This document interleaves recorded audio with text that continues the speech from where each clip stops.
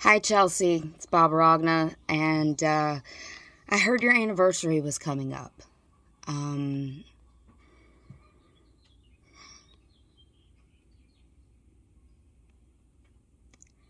I cannot tell you how sorry I am, but congratulations for making it this far.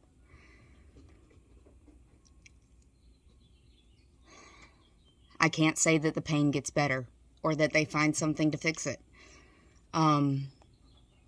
But what I can say is that if you keep going,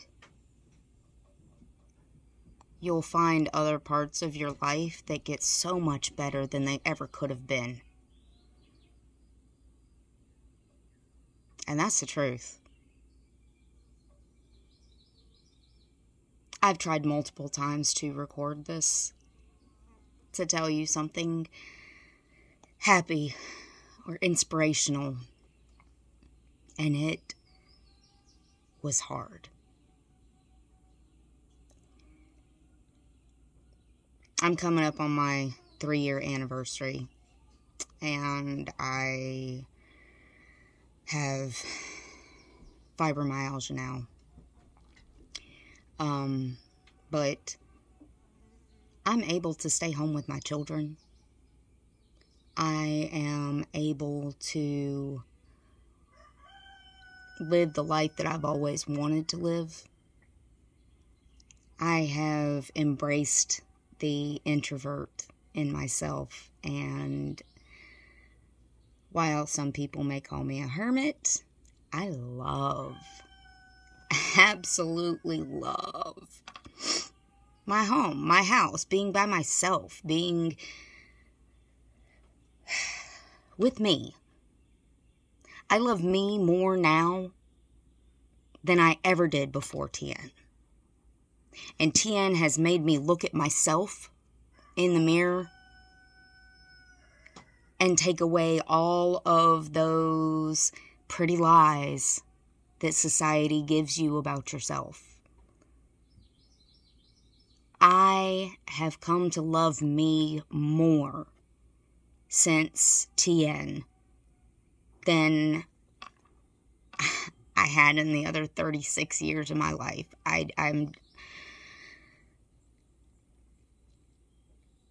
It's hard to explain, but it is an amazing feeling.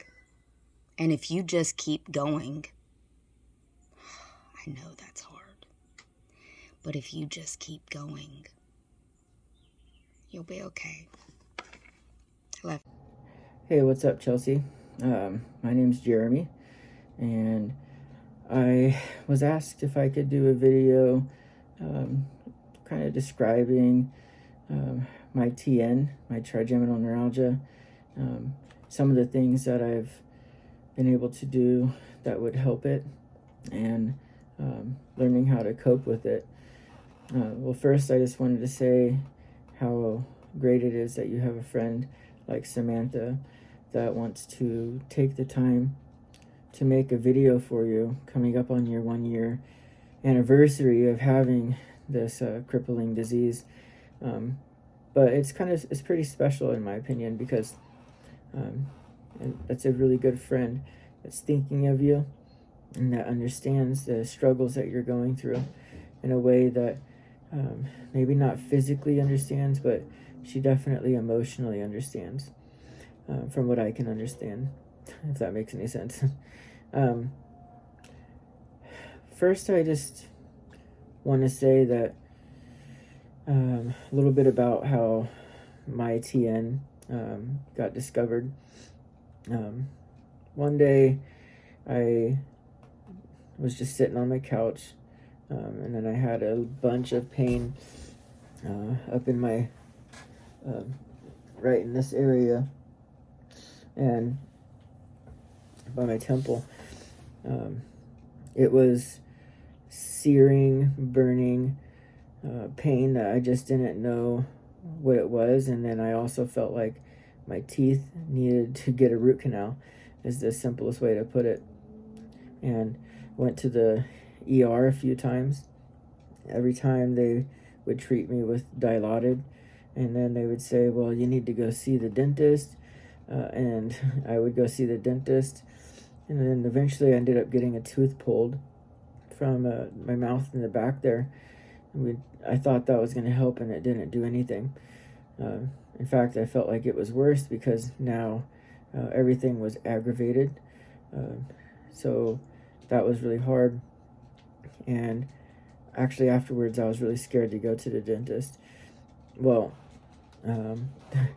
wasn't too shortly after that I had another really strong attack, and this one was lasting for hours and hours. And I remember just getting ready to go to the ER again. I just thought it was going to be the same thing.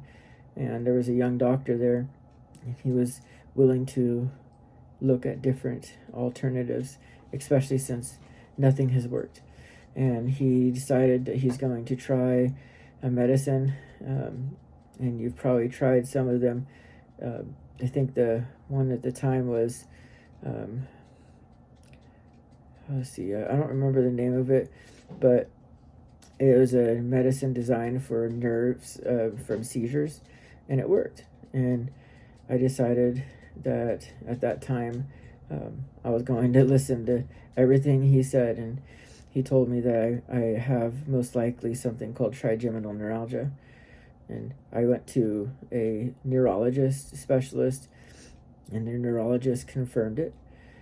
I had been given some other alternative thoughts of what to do, but at this time I just didn't care. I just was like, this medicine's working, I just want to stay on it, and I'll be fine. And unfortunately, shortly after, maybe about a month or two, it came back, and this time it was even stronger, it felt like.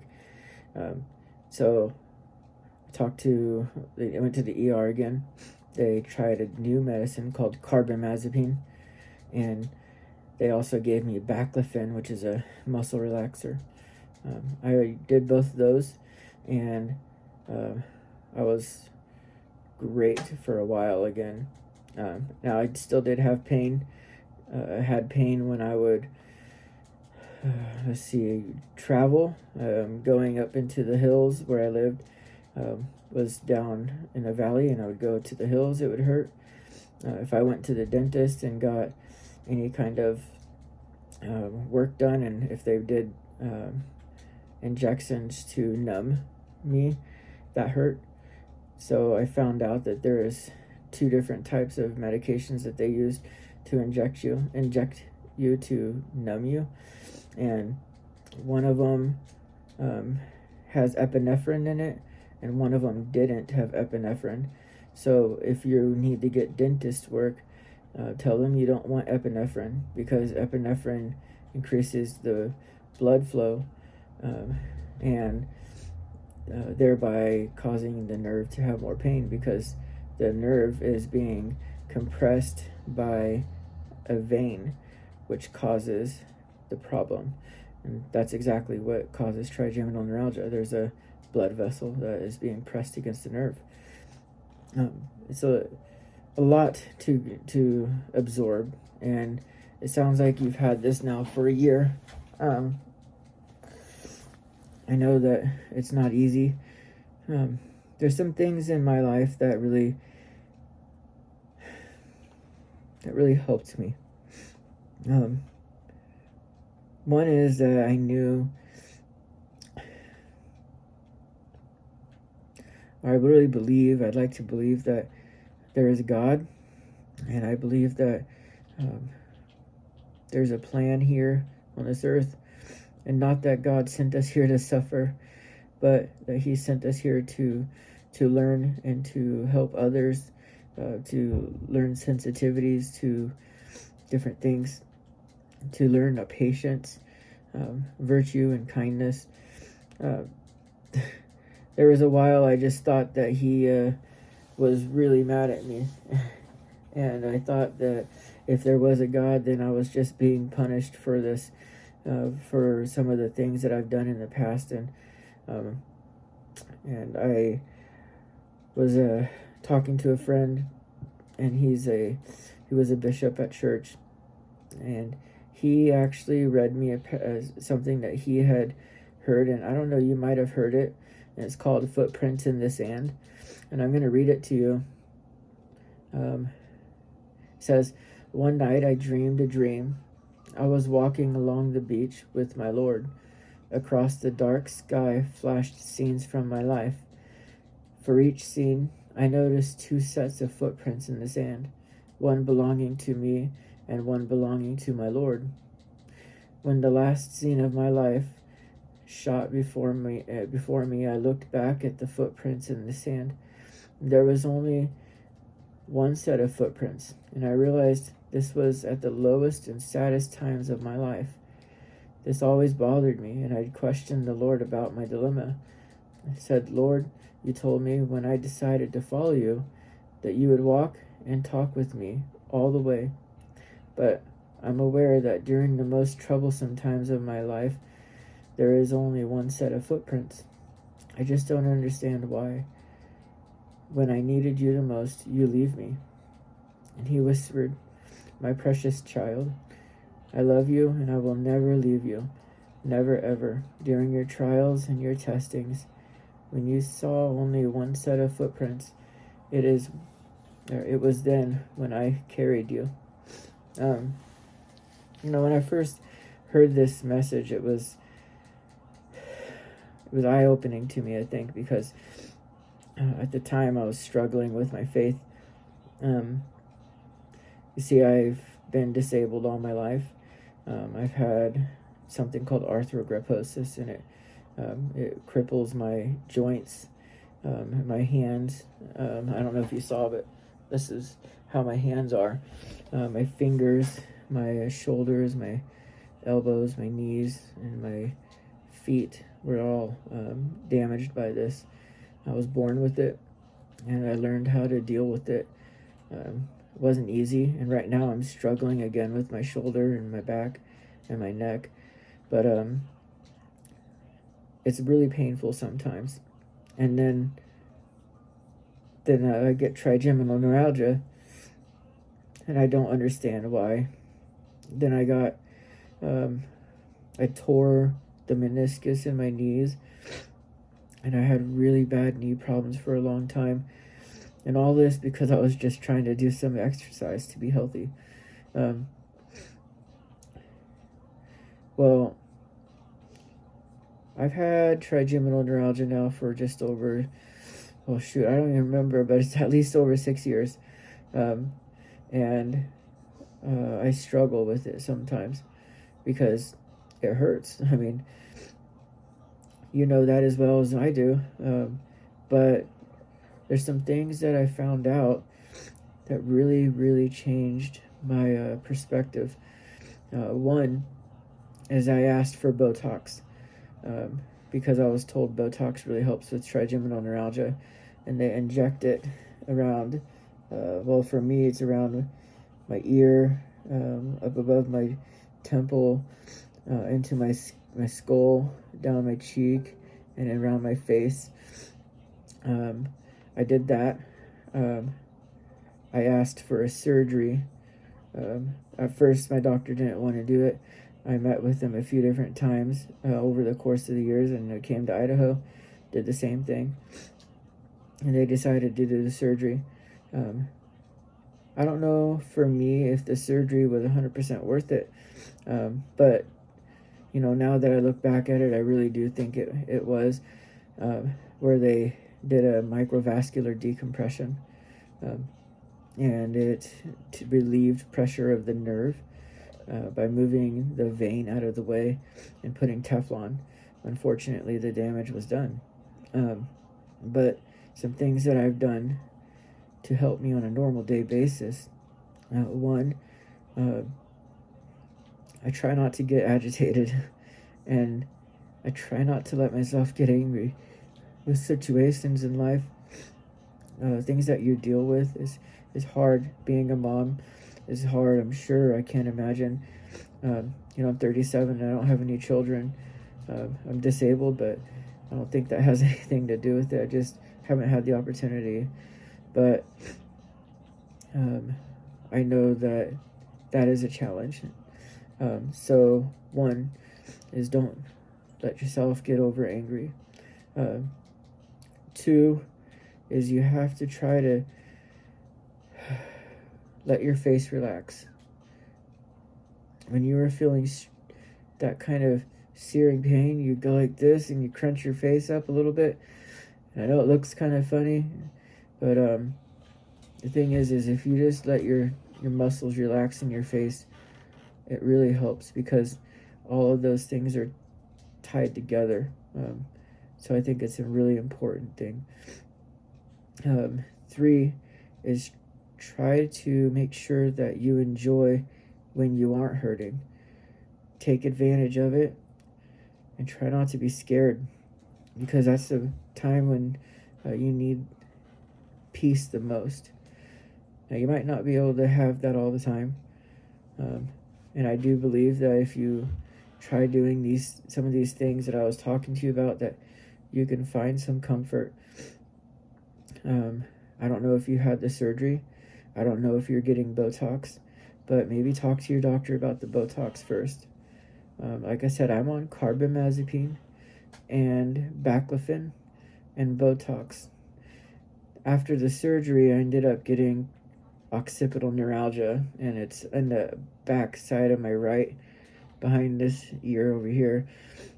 And so that's why I didn't know if it was worth the trade-off, getting less trigeminal neuralgia pain. But now I have this, and it makes it so I can't sleep on my side, on this side, on my bed.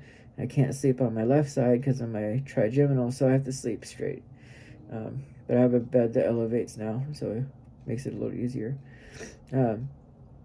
And yeah, so, that's it. I don't know why we get this stuff, except for the fact that our bodies are imperfect. We have these trials and tribulations in life that test us. They're not here to hurt us or damn us. It's not because of the sins of our parents, as some say. It's just, it is what it is, and how we choose to react to the struggles and trials in our life is what makes the difference. I choose to have a good attitude as much as I can. I choose to enjoy the times that I can with my family and my nephew and my niece. I got to hang out with my niece last night, and my nephew, he's right here playing some video games.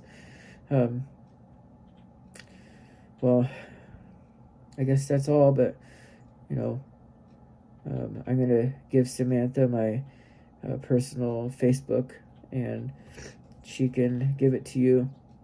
And if you need someone to talk to, if you need someone to bounce thoughts off of, I'm here for that.